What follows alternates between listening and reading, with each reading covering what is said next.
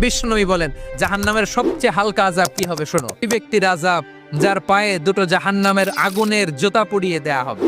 ওই আগুনের উত্তাপে তার মাথার মগজগুলো ভাতের মারের মতো টপ টপ টপ টপ করে বেয়ে বেয়ে পড়বে।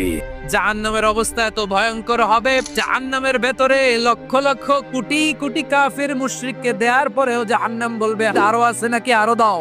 কোটি কোটি কাফেরের দল, মুশরিকের দল, সীমা লঙ্ঘনকারী দল, তাদেরকে যখন জাহান্নামে ফেলা হবে, বড় বড় পাথর খণ্ড জাহান্নামে ফেলা হবে, তারপরও জাহান্নাম বলবে আরো আছে নাকি, দাও, আরো দাও, আরো দাও।